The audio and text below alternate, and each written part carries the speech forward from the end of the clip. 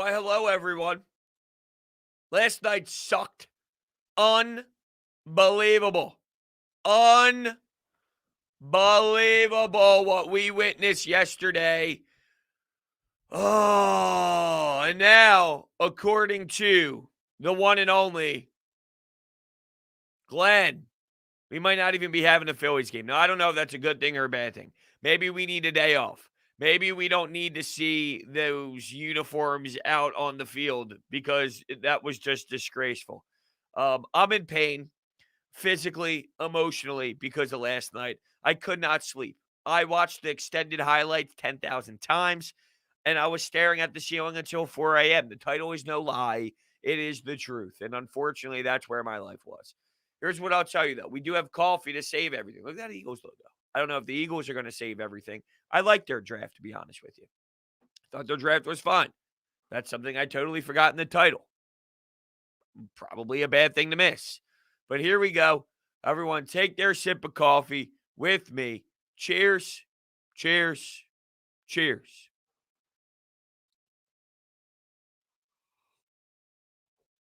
I burned my tongue yesterday on a quesadilla, so that just made it way worse. This is an awful start to the day.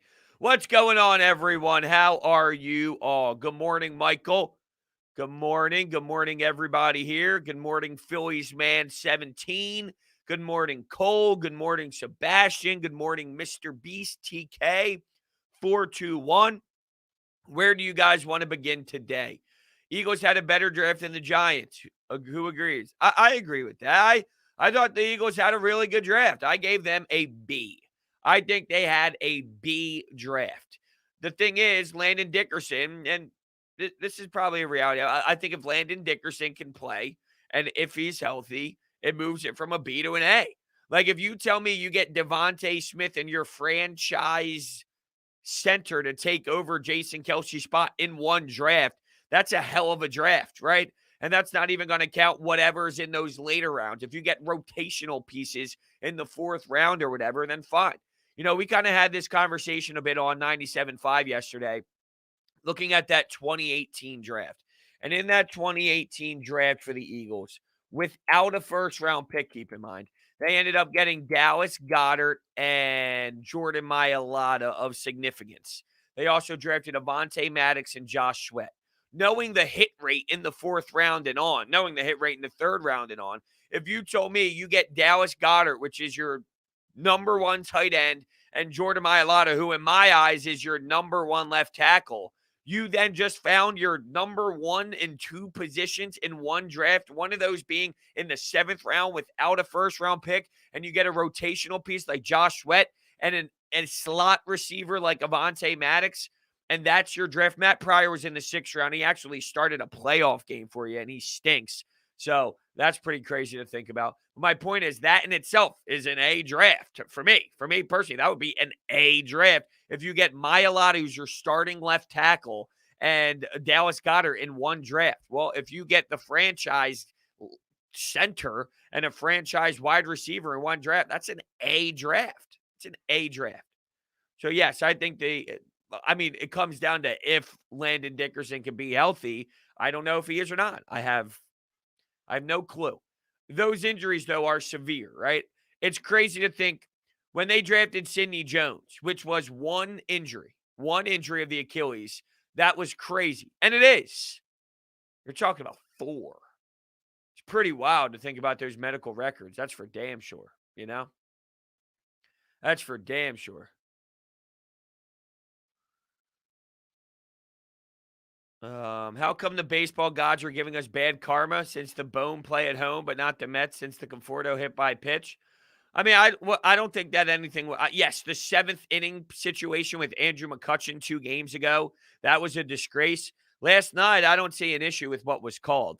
Originally, I thought it hit the seat and then bounced back into the play, but I saw breakdowns from John Boy, extra zoomed in, and I mean, it clearly hits that pole and bounces back in. Now, if anything, the play should have still been alive, and Reese Hoskins maybe getting to third was in play.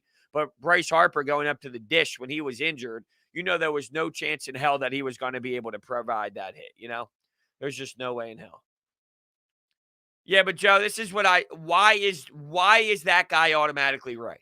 Why is Tom Donahoe automatically right and Howie's automatically wrong? He was upset with what? Missing out on Aaron Robinson? Let's see how good Aaron Robinson really is. I mean, what if he's just whatever? I mean, there's a good chance statistically being drafted that late, he's whatever. So, my problem with it is I didn't like it. Obviously, it wasn't something that I enjoyed visually and enjoyed seeing. I also saw Jonathan Gannon jumping up and down, all giddy as hell and super stoked for the pick. So, that's not getting much conversation. My point is this, though. Why is Tom Donahoe automatically right and Howie's automatically wrong because of a fist bump situation?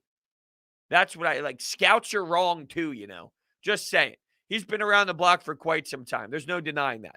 But my problem is to automatically say that Howie's in the wrong there. That's not necessarily right for me.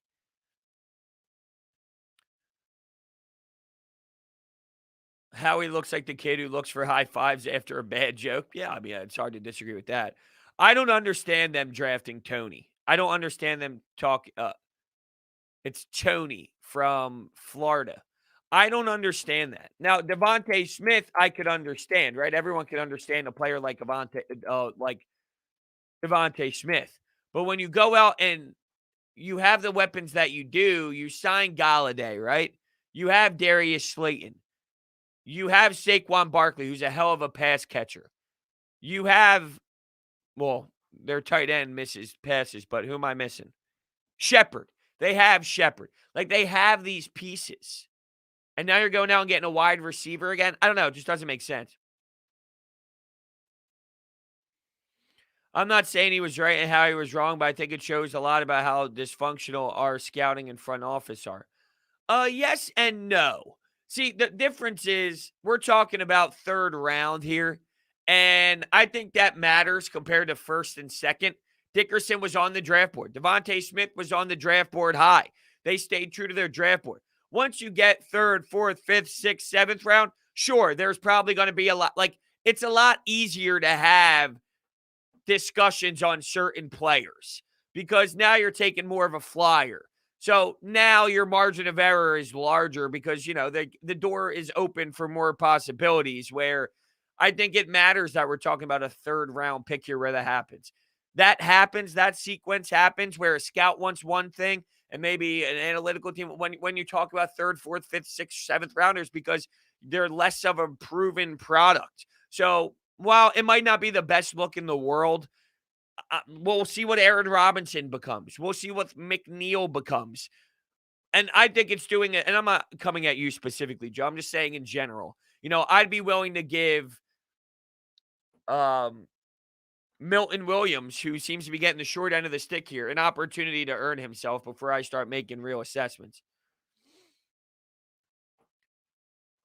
How can you call LeBron the clown? Come on.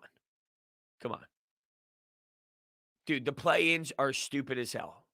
All right? That's obvious. LeClown Jane. Come on. Like, the play-in is one of the dumbest things I've ever heard in my life. But to call LeBron LeClown? Come on. We can do better than that.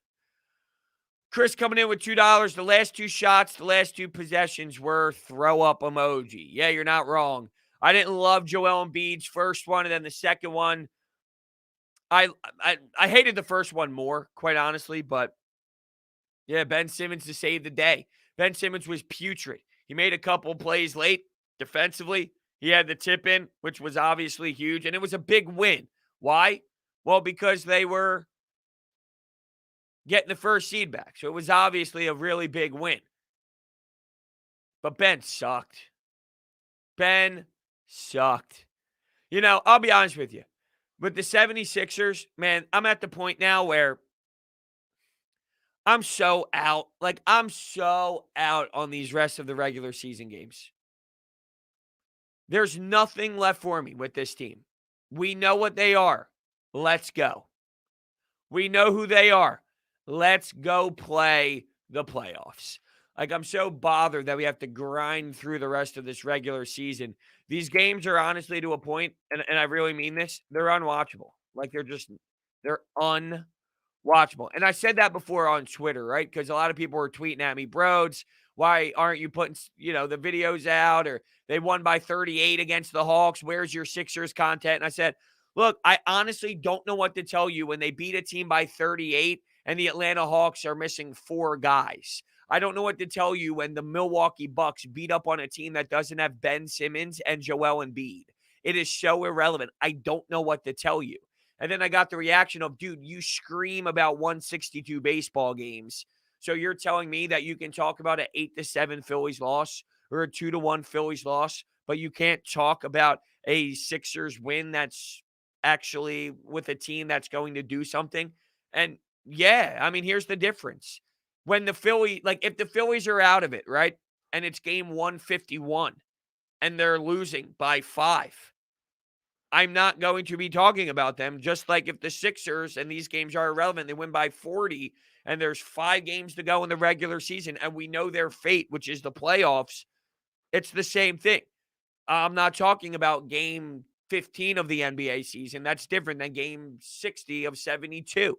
So it's just, I'm out, man. Like, I'm not actually out. I'm obviously in, but I'm out in terms of, dissecting insanely heavily what's going on here because it's just brutal. Just brutal. Would you re-sign Dwight Howard? Possibly, I mean, he's obviously been a very big emotional leader for this team and huge in situations. All right, so they got Rockets who blow. Well, they have the Bulls tonight. Hold on, I need a sip of coffee. Still really hot. The Bulls who blow, the Rockets who blow, the Pelicans who blow, the Pistons who blow, the Pacers, the Heat, the Magic. These are just games that, unfortunately, I'm just so ready at this point. I haven't watched a full Sixers game in the last week. I saw about 2 minutes of the game last night. That was about it. Yeah, I mean, I agree. It's been boring, but to no fault of they're winning, right? Like here we are saying they're winning, but it's boring. And to a degree it is because after X amount of games, however many games are out at this point, I guess, how many games are they in? Clearly, I just read off how many are left. So, I mean, we could probably do the math, but I'm not much of a math guy. 64. There's 64 games in. So there's 8 basketballs game left.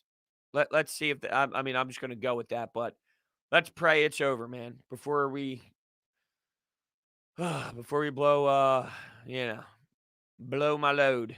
I don't even know what the hell that meant. No, the Sixers are above them. The Sixers have the tiebreaker, so the Sixers are above them. But they're actually a half game up in general. The Nets are 43-22. The Sixers are 43-21. Let's see here.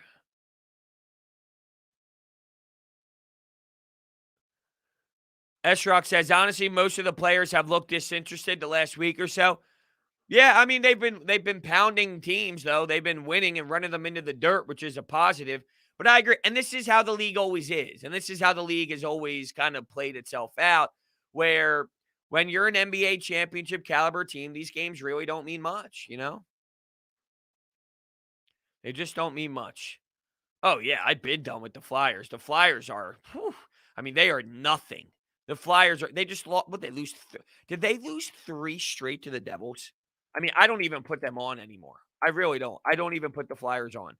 They lost 5-3, 6-4, 4-3 to the fucking new. No. They lost 4-1, 5-3, 5-4, 6-4 to the Devils. 3 straight games. The dreadful Devils. What an embarrassment. How do I feel about it, Darius? I don't give a damn about number changes. I don't really care about number changes at all. You can wear whatever number you want. You know what I care about? I care about you winning football games. So I don't really care at all. The umps need to get it together. Yeah, there's been some real bad umpiring throughout the MLB so far this season.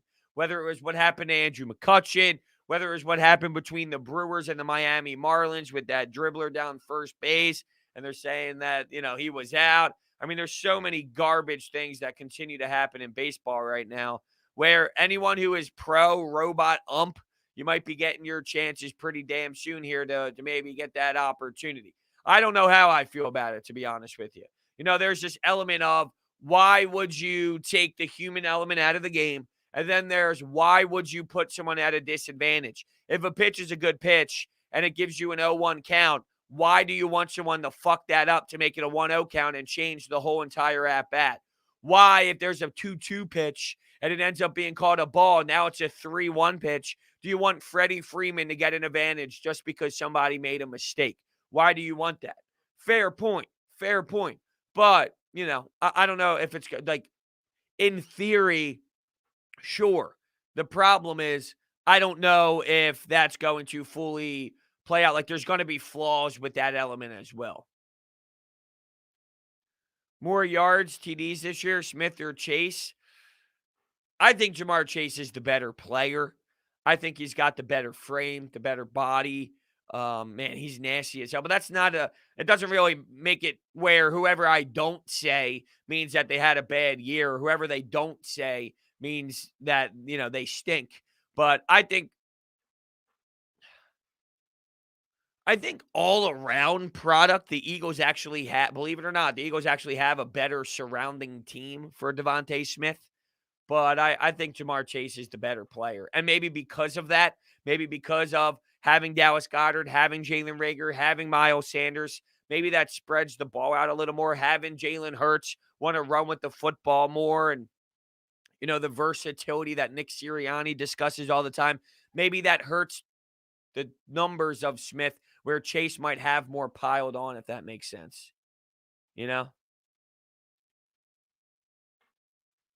Sewell to Detroit was shocking. I just think it's shocking that Cincinnati passed up on a player like Sewell because you just watched your franchise quarterback get crushed and crumbled with his knee because you didn't have anybody to protect him. Now you have a chance to get one of arguably the best left tackles that you see not arguably, he is the best left tackle that you see in the draft. And all of a sudden that's not good enough for you because you want that wide receiver, which, teaming him up with Joe Burrow would be unreal, and it's going to be helping the offense, but it's still interesting.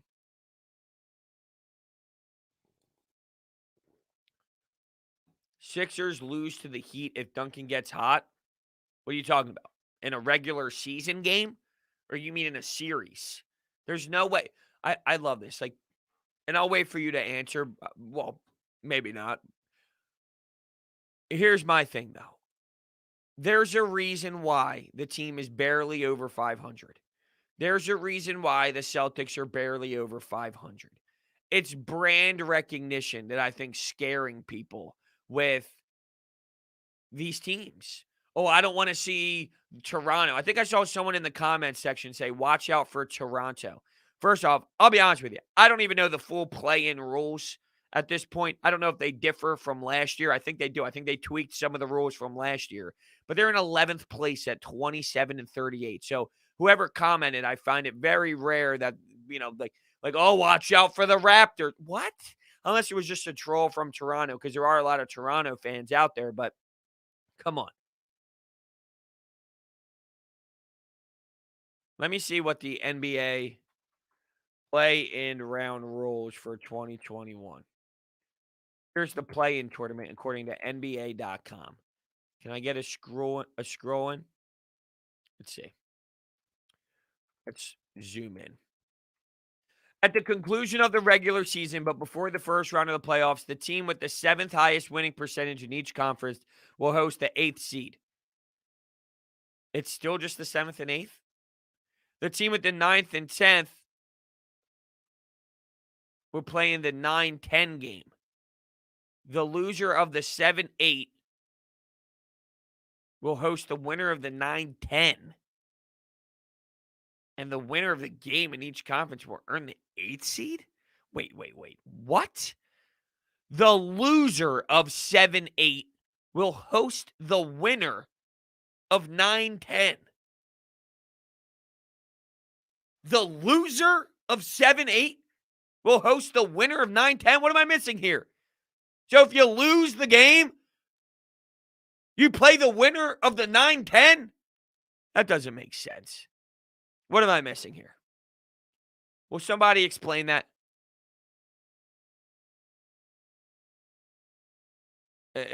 What's going on here?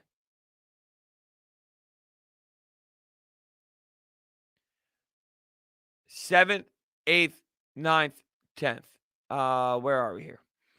Yes, I see that. 9th and 10th only get one. Only get one what? What are they doing, man? Yeah, I am reading it right. I will copy and paste it. I will copy and paste what it says from NBA.com. Look, this is what it is. I'm copying and pasting it from their actual website on NBA.com. The loser of the 7-8 game will host the winner of the 9-10 game in a play-in game. And the winner of that, wait, oh, I copied the wrong part. Did I? No, I didn't. Jesus. I'm all over the map. Anyway. All right, let's see if we get this right. The winner of the 7-8 gets the 7th seed. The loser of that game isn't eliminated, but then they play the winner of the 9-10. Man, that is dumb as shit. That is dumb as shit. I think it's just dumb. Dumb as can be. Yeah, I get it. They're looking to play another game and get people more involved. I think it's stupid as hell. That makes sense, though. I wish this should be right here. We should copy and paste this comment and send it to NBA.com so they can do a better job at describing what it is on the website. How about that? Yeah, I mean, it's whatever. I mean, we're talking about, see, it's pretty much who's going to get their ass kicked in round one. Let's have a play-in game to see who's going to get absolutely annihilated and obliterated in game one or round one. Like, it's the NBA. Look up statistically how many times in NBA history has an 8th seed beat a 1 seed? And the problem is there's a lot of injuries involved when this happens. In the playoffs from 84 to 93, an 8th seed never beat a 1 seed. Since then, it happened 4 times. 4 times. And in those moments, there were probably a lot of situations like the Sixers and the Bulls where there were some significant injuries to the number 1 seed. So, we're doing this whole play-in garbage just to see a team get beat. I mean, it's crazy. So dumb. Yeah, exactly. That's exactly what it is, Evan. It's whoever wants to get their asses kicked first, which is just a joke. Yeah, that's right. The NBA Finals is pushed back this year, which is a good thing, I guess. Which is a good thing. Celtics should end up being the 7th, and it's among Washington. End up 8th and first round opponents. Yeah, we'll see how it all plays out, I haven't paid much attention to the Celtics or these bottom feeders of the team, of the league, of the conference. Yeah, I did see that video of Gainwell. A lot of good things being said about Gainwell. Now, I will look up exactly because Greg Cosell, he does a show with the Inside the Birds crew, and I heard him talking about Gainwell and the ability for him to be a pass catcher. And he can play. Like there's something in Gainwell, and that's exciting. I'm trying to see if I could find the actual quote specifically from Inside the Birds, but I don't know if I can find it exactly. But yeah, I mean, there's a lot to his game. And when you think about where they are with the running back position with the Miles Sanders, who has a lingering knee injury, hamstring injury, it seems every single year, every other week.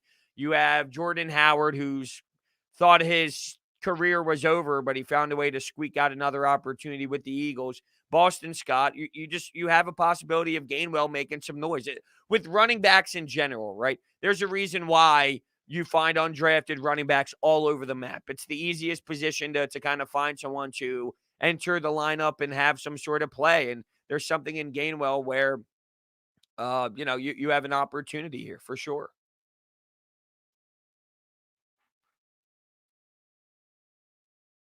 Miles needs to develop his pass catching. You're right. There's so many passes last year where because Carson Wentz was a problem and because Carson Wentz was an issue, it made it seem as if Carson Wentz was all of the flaws to Miles Sanders missing his passes. No, no, no. Some of these were whether it's like, oh, but it was a half a centimeter to his right. It's the NFL, dude. You're telling me Saquon Barkley misses a pass that's zero point 0.5 centimeters to his right? No. These good catchers like an Alvin Kamara, they can catch a ball that's zero point 0.5 centimeters off target. These quarterbacks throw balls sometimes. Like I always go through this, right? To act as if Russell Wilson, and this isn't to discredit how bad Carson Wentz was last year. Carson Wentz was putrid last year. But when you throw a pass to DK Metcalf and it's a little bit behind him, but he makes the catch, you don't think, well, that pass was behind him. But you just think, wow, what a great play by DK Metcalf and Russell Wilson.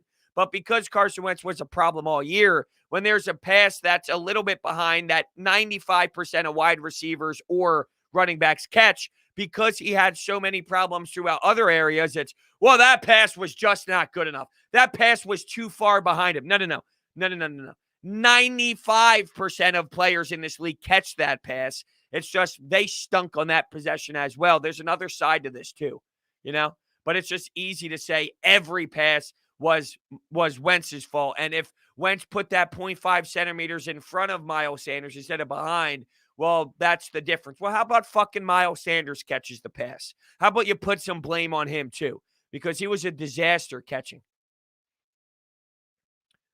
It's a good question. Who pitched yesterday? Zach Eflin? It's probably Vince Velasquez. We probably have Vince Velasquez, unfortunately, on the mound today, if they even play. According to my sources here, which is Glenn Bowtie Schwartz, we have a situation where there might not be a game. We'll look at the weather. Look at the weather. And I'll also look at the ESPN feed here. Vince Velasquez. Yes, that is who was on the mound for your Philadelphia Phillies. All right, let's go to weather.com. Go to weather.com. Check out the hourly stuff going. Philadelphia, PA. Hourly. Hourly. 7 o'clock. 75% rain. 8 o'clock. 87% thunderstorms. 9 o'clock. 77% thunderstorms. Yeah, I don't think they play tonight. Pretty much through 2 a.m., if not even longer. But that's when it's reasonably percentage in the highest. I have no idea what I just said. No clue what just came out of my mouth. I don't think they play tonight, which means, are they going to do a doubleheader? Let's look at their schedule for the remainder of the week here. I guess I kind of have this written down.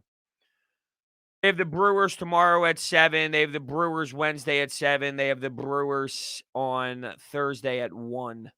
And then they play Friday against the Braves in Atlanta to start a 3-game set. So pretty much my point is this. We might see a stupid-ass doubleheader. And they're not good at doubleheaders. Sadly. I haven't heard anything about Usman dodging Covington. I haven't seen anything. What am I missing? Has he been tweeting something? What do you mean? Why is he appealing his suspension? That's exactly what you're supposed to do, Richard. In what universe would you not appeal the suspension? Castellanos did the same exact thing. That's exactly what you're supposed to do. You appeal the suspension. It's garbage. You're suspending someone for doing nothing because you can't get people together yet. All that, like, it's so inconsistent. Major League Baseball is insanely inconsistent. Should it be surprising? But it is. Brodes, Doc said they might do it. You'll lose. You'll lose. If you go 11 men in the playoffs, you'll lose. If what he means by that is you go 8 and each night is a different guy, so in theory you have 11 men, like one night it's Furkan, one night it's Shake Milton, but you still do 8 men. So off the bench after your 5, George Hill is 6, Dwight Howard is 7, one game it's Shake Milton, one game it's Matisse Thybulle. Things of that nature, where then technically in theory you have 11 guys in total that you're using, but if you go 11 deep in the playoffs, you lose. Oh, 11 in one game. Yeah, you lose. You're going nowhere. That doesn't even make sense. You don't even have enough time for 11 men. So that means you might go full bench lineups. If he goes, like, you might lose. So just be prepared. If that's the mentality of going 11 deep in the playoffs, you don't win that way. You don't win at all. That's a good point. I don't know. I mean, look, they're fighting for that number 1 seed, right? And they're probably going to want to play as many guys as they can. And they look, the Nets play the Bucks tomorrow at 7:30. It's away. It's in Milwaukee. Do you expect the Nets to lose both? Going into it, you probably say, hey, there might be a split here, so 1 win, 1 loss for Brooklyn. Do you play everyone? Do you play everyone to go get that number 1 seed, or do you value health here? That's a sticky situation. It's not easy. They play tonight? No, who plays tonight? Who plays tonight? I'm confused. The Sixers play tonight. Yes, the Sixers play the Bulls tonight. A back-to-back. So they just played in San Antonio, and now they're playing in Chicago tonight. Unfortunately, I did not get to watch that Nets game. I was on the Fanatic yesterday from 4 to 8. So I did not get a chance to watch that Brooklyn-Milwaukee game, but I saw a lot of people tweeting about it. There is a TV in the studio, so it was on, but I wasn't able to legitimately dissect everything that was going on. But I did see the reactions of how many people were going nuts and bonkers about how it all played out. Yeah, we have the same with the Rockets on no, is it? Well, yes, they do play the Rockets on Wednesday, but in terms of that back-to-back, that's not what I'm worried about. It's when they play the Pelicans on Friday and then they play the Pistons on Saturday. How are you going to value playing a terrible garbage team, 2 terrible garbage teams, and one of those teams with Zion exploded for an obnoxious day on you the last time you guys performed against one another? How do you value keeping your guys ready for the playoffs and going to grab that number 1 seed? That's a great question, Adrian. It really is. I don't know what's happening with Zach Ertz. It's clear they're not getting the package that they want, or he would have been traded. But what are you doing? Is there a way that he actually still is here? Like, I find that so hard to believe. It seems almost impossible. But what's going on here with Zach Ertz? You know? Like, I don't know maybe he just says, I'm not showing up. And it's one of those where it's, I'm not playing for you. I'm not.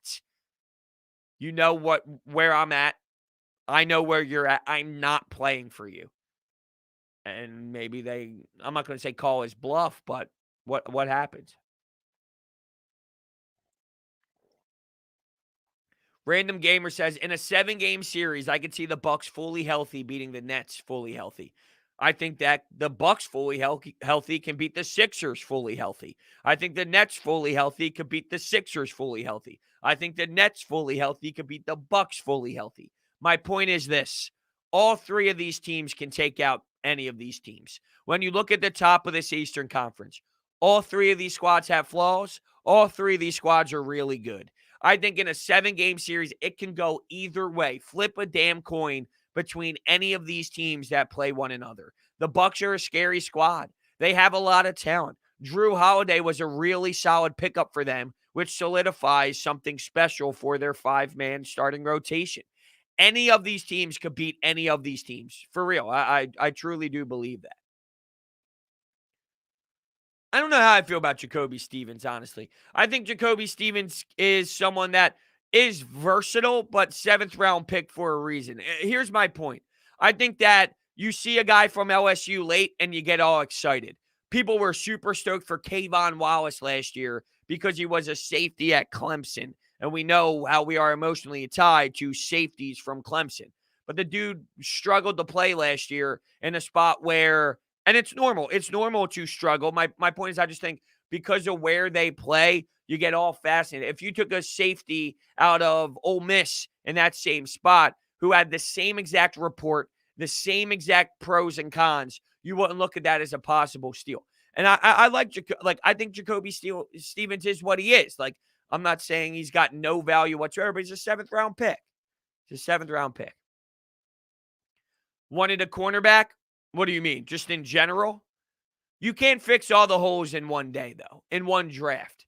They have a problem at corner. You heard Howie Roseman say there's different ways to skin a cat. There's different ways to attack that. Before they went after and made a trade for Ronald Darby in August, and he helped solidify a cornerback spot. They made a move for Jay Ajayi midseason, and that helped figure out a rotation for the running back department. You can find corner. You can find corner. And maybe it's not, and I'm not telling you, like, look, next year you have 2 firsts, possibly 3 firsts. You have 2 seconds, possibly 1 second, depending on how that conditional pick goes with the Carson Wentz trade. You can go get that shutdown corner in that draft. I was saying there's many ways to get that corner where Eric Wilson is a linebacker that's going to help you out. Anthony Harris is a signing that's going to help you out. Those are one-year deals. Those are stopgap guys. You can get a stopgap guy to get you to next draft, to get you that playmaking player at the quarterback position. So you can get that guy opposite of Darius Slay in next year's draft with all of your first-round picks, and I would imagine that's what they're going to do. Avonte Maddox is what he is. I think he's a slot receiver, like nothing more than just he's a slot guy. I don't think he's a stud. Unfortunately, they put him in a lot of positions to fail last year, and that sucks. You had no other options. It was a roster construction problem more than anything else. But you put him in such an issue where you had him to fail. You just really had him to fail. No, I don't think so, Riley. Unless it's not out of the question. If Jalen Hurts stinks, then yeah, you're probably right. Right? I mean, I guess if Jalen Hurts sucks, I said this before. This organization has set themselves up where if Jalen Hurts is not the guy, they do have the firepower to move up. And look, if Jalen Hurts blows, your team blows, which means you're going to have a high draft pick. So if you have a 6th overall pick and then you have draft capital with other first rounders from Miami and from Indianapolis, and you have your second rounder, you can go get your quarterback. You can go get your guy then. It's possible. You might be able to, seriously, think about this. With your capital and you having a bad record because Hurts sucks in our hypothetical, you can move up to get your quarterback and still get a really solid corner too, whether that's with another first-round pick that you didn't utilize to move up or a second-round pick. You have a lot of options.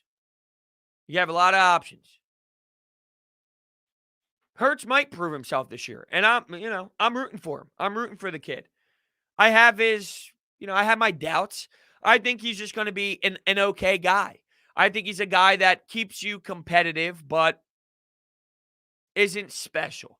I think he's a guy that won't make your franchise collapse, but I don't know if that's the bar we're looking for, right? Like if that's where you're at, like he won't have your franchise collapse. I don't think that should satisfy you. Well, I'm not making it seem like I'm the worst. Like, you can suck as a quarterback and still not have the first pick.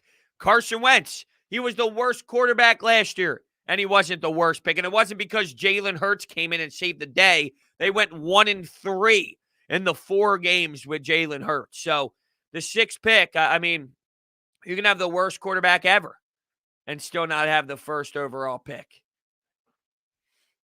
You have high hopes for Hurts' future? All right, to each their own. I don't.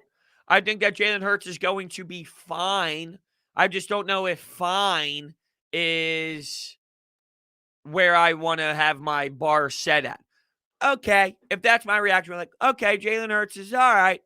I don't know if that's where I'm drawing the line, but we'll see.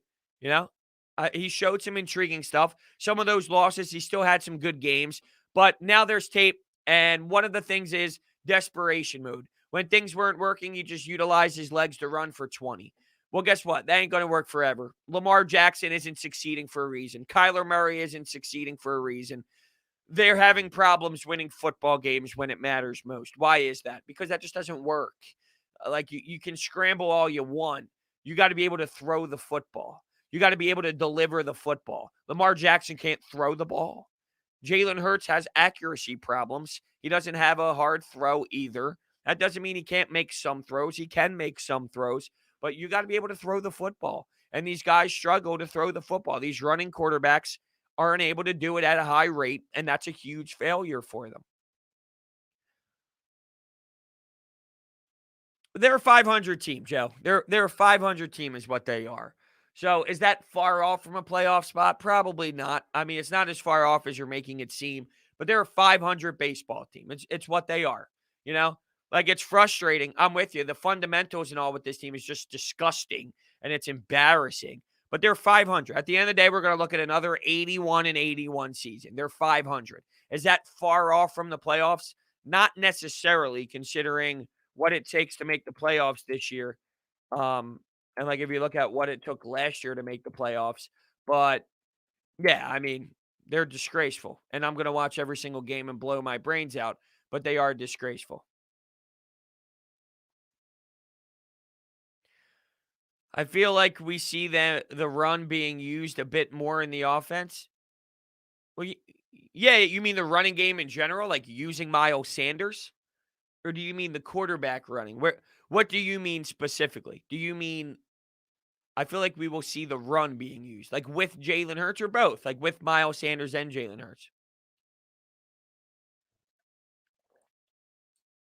Yeah, I agree. I think you're going to see Miles Sanders get more carries. You can just see in Nick Sirianni that he is going to utilize that run game. He brought up in the past what he's done with Jonathan Taylor, with Marlon Mack, with some of these running backs in Indianapolis. So, yeah, I agree. I think that there's just going to be and that's going to open up your playbook. That's going to open up the play action. You're probably going to see pre-snap movement. It's not going to be this bland vanilla garbage that Doug Peterson threw out at us. And it's something that takes a little bit more. I'm not telling you this is rocket science here, but think about not running the ball. And if you pass the ball 80% of the time, because I remember one time looking at the stat sheet afterwards, I'm like, what? You threw the ball like 85%, 82% of the time? You're no threat running.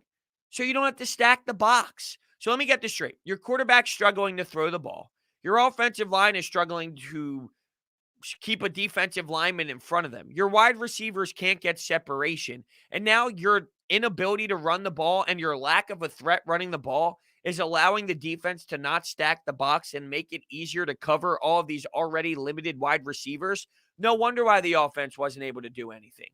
It's crazy. Ethan asked a question here that I wanted to get to about Joe Girardi. Or Evan, excuse me, not Ethan. Evan. My uncle was questioning if we end up less than 500, will Joe Girardi get canned?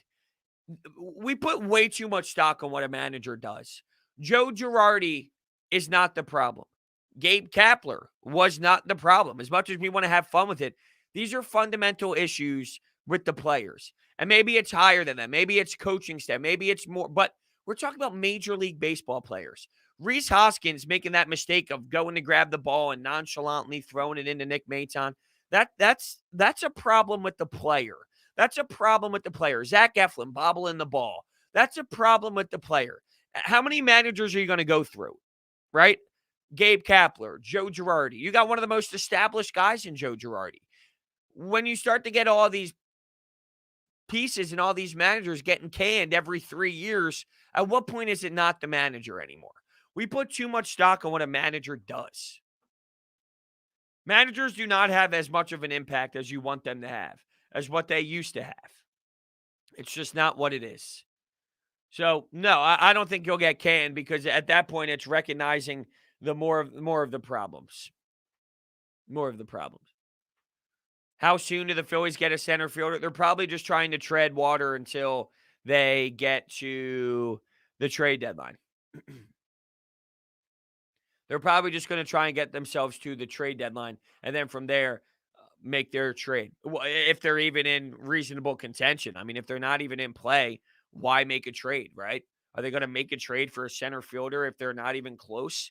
No, I expect them to just somewhat be in the mix, even if they're good or not. But, yeah, I don't know. I mean, probably at the trade deadline is my thoughts. $5 coming in from Joe. My friend told me that we reached for Devontae Smith. He's mad we didn't get Waddle or Mac Jones, but I'm happy with the pick. Waddle went way in front. Waddle went 6th overall. I think your friend is very irrational to be that upset with Devontae Smith, that upset with it that we reached. How is Devontae Smith being reached? I saw a lot of projections of him going in the top 10. So if his projections were 6, 7, 8, 9, and he ends up going 10, if anything, you got good value. Look, the fact that like it's actually asinine to make that statement. The fact that you got a first round pick and Devontae Smith how do you reach for Devontae Smith when you get Devontae Smith and a first round pick? You essentially got a first round pick and Devontae Smith, and that's a reach. Your friend's a moron. Your friend's an idiot. I'm just being flat out honest with you. Your friend is not very intelligent. Mac Jones? Come on, Joe. Tell your friend that I think he's a moron. I really do want you to tell him that. That's so ridiculous. That's pathetic. It's an embarrassing way to think. Mac Jones, really? Okay. I'm not anti Jalen Waddle.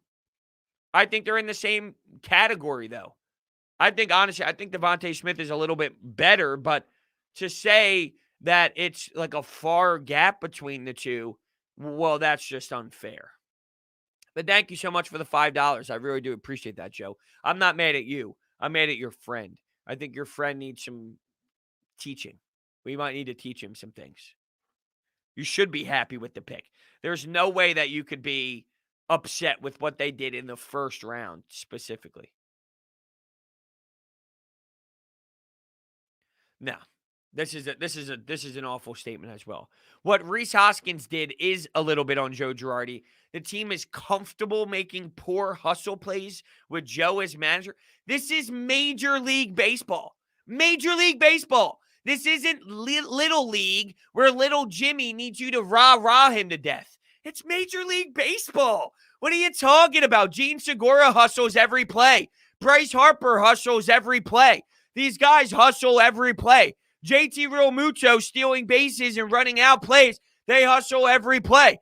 Andrew McCutchen, who fucking blows right now, is on Andrew McCutchen. It's not on Joe Girardi letting Andrew McCutchen feel comfortable fucking up every single day. It's on the veteran with over 10 years of experience to be able to know how to catch a fucking baseball. Reese Hoskins nonchalantly throwing it has nothing to do with Joe Girardi and everything to do with Reese Hoskins making a brutal mistake on himself. It has nothing to do with Joe Girardi. It has everything to do with being just dumb upstairs and not making the play. This is professional baseball. Professional baseball.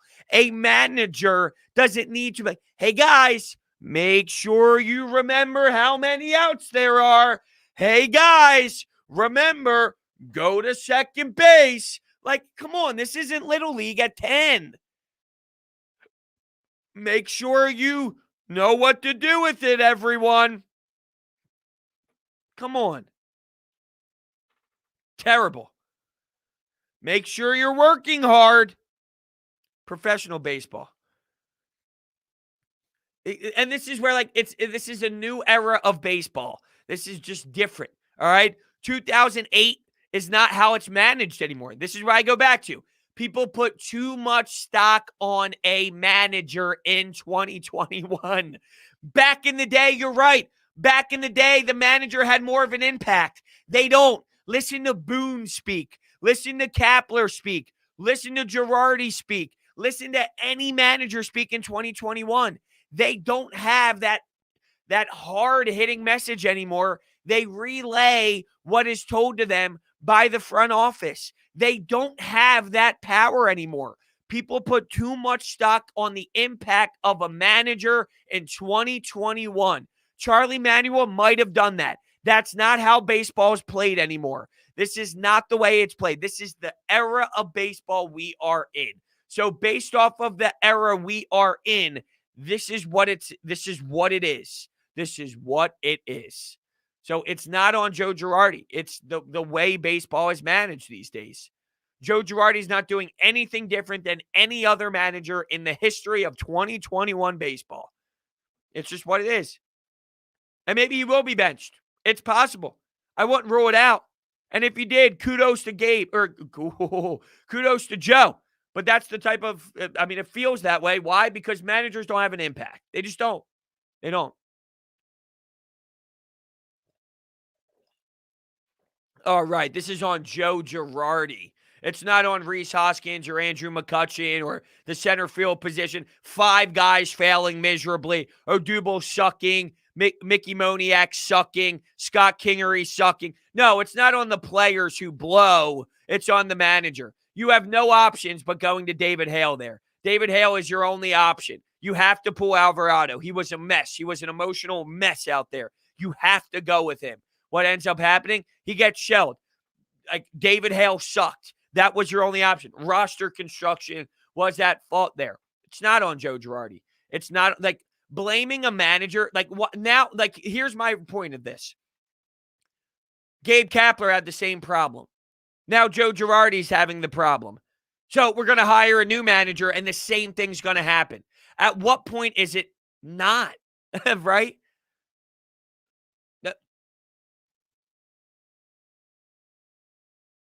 Dude, do some research. Hector Neris not available. Connor Brogdon not available. Sam Coonrod not available. You had no one to go to. Like you actually had nobody else to go to. This is what happens. You had no option. This is a roster construction problem that had David Hale in there. I'm not making, like, what do you mean? He's mad. He's supposed to guide these guys? Dude, you think he says after the game that, you know what, Reese? That's fine. You don't think he's telling Andrew McCutcheon he has to do better? Like, you're just assuming that Joe's like, guys, this is very acceptable. This is very acceptable. No, he's probably telling them they got to pick it up, but that's all you can do. You got to play better. Like, you're acting as if Joe Girardi is saying, this is all okay. Don't worry, guys. This is all fine. We're fine. No, he's saying it to the media that they have to be way better defensively, fundamentally. They have to be better. That's all you can do is tell them they need to be better. And from that, they have to apply it. Yeah, I agree with Evan. Firing Joe Girardi and then hiring a new manager, now you're just doing the same over and over and over and over and over again. Over and again. Now, I don't think he is being a troll, honestly, because there are a lot of people that hate Joe Girardi right now and are screaming for him to be fired. There are. And I'll be honest with you. You know, if Gabe Kapler made these decisions in years past, I probably would be freaking out on the manager more. But I think the Gabe Kapler experience somewhat opened my eyes to it, to be honest with you. Like, I think it changed my perspective on what's really happening here. Now, I don't think Gabe Kapler did a good job on something. Like, I always go back to Carlos Santana was smashing television screens in the clubhouse because of the way Gabe Kapler had the clubhouse going and the way that he didn't set the tone with, preparation and whatnot with, playing Fortnite 5 minutes before a game. That's a whole nother element side of things. Strictly managerial in-game situation stuff, you're just being handed what to do these days in the manager side of things. So you're right. And I'm not saying you're saying you specifically are not saying that. My point is, while Joe Girardi hasn't been the sharpest, you fix the other problems, then this conversation of Joe Girardi isn't happening. If you fix the problems surrounding Joe Girardi, like, I don't know, better talent and the players not making the most asinine mental mistakes ever, then we're not even having this discussion on Joe Girardi. You fix those issues and it changes. Yeah, it's a riot. I'll tell you that for free. Joe has a manager of 5.52 winning percentage.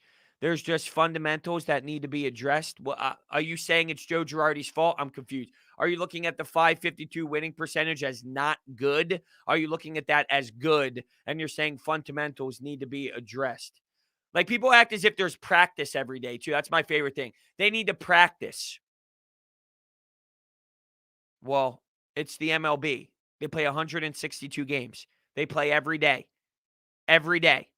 When are they practicing fundamentals as if you just, you know what I mean? Like, sure, you can take extra time out, but that's if there's like all these scheduled practices for everyone to go work on these fundamentals. Like, it's just not how it works. It's Major League Baseball.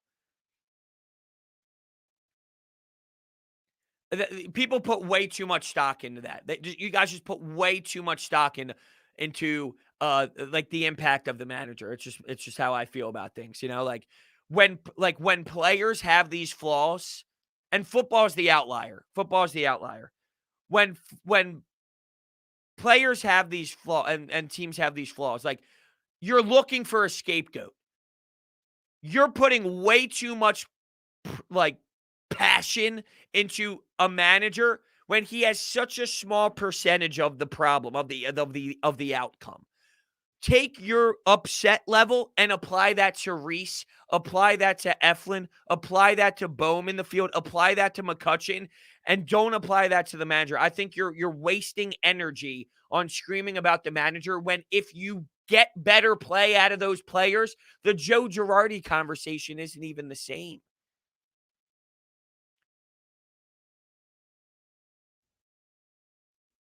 I 100% agree that these players need to be placing themselves. But the clubhouse atmosphere, making sure the team is ready to play, is up to the coaching staff. But there's only so much you can do. Like, that's my point. There's only so much you can do. And then at some point, it's out of your control. And at this point, it's out of Joe Girardi's control when Rhys Hoskins is doing that. You can prepare Rhys Hoskins all you want before a game. This is pro athletes. Like, Joe Girardi's not going up to Rhys and saying, "All right, Rhys, remember now, in the deeper part of the games, when there's a single that gets ripped past your glove, which you should have made and you didn't, make sure you focus on the runner rounding third and don't just nonchalantly throw that in to Nick Maton." You're like, this is pro sports. Pro sports. The professional athlete should be engaged himself. It doesn't take rah-rah Joe Girardi to make sure Rhys Hoskins doesn't do that. And this is where I think people lose the message. This isn't AAA, AA, college sports, or whatever is underneath of that. AAU.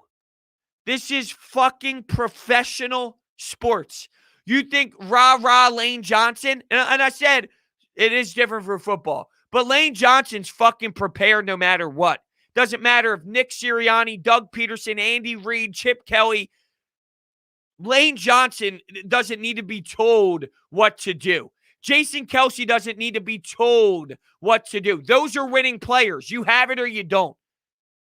You don't need to prepare. Nick Sirianni's not preparing Lane Johnson to play. You're prepared to play because you're a professional athlete. Jalen Hurts, everyone loves his mentality. Why? Because he has it. He has it. With that motor of like, I'm going to do it. No one needs to tell him to do it. This is professional athletes. It's crazy.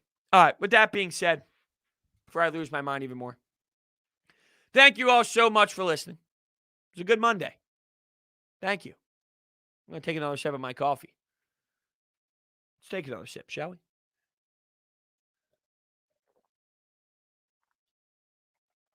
I was waiting for it to cool down. So now I didn't drink it like I wanted to. All right. Thank you all so much for hanging out with me today on Coffee with Brodes. And I will, I don't know if we'll have a Phillies game tonight, so I don't know if we'll have the Phillies podcast. It depends on the rain. And we will see what happens with the 76ers against the Bulls. We have a $5 super sticker here from the AM window. Thank you, man. I appreciate that. Some good back and forth. Some good back and forth, and I respect that. That's why we're here, man. I like having some dialogue. I love going back and forth. It's all respect. It's all personal opinion. So for that, thank you. You're the best. You're the best. Thank you, guys.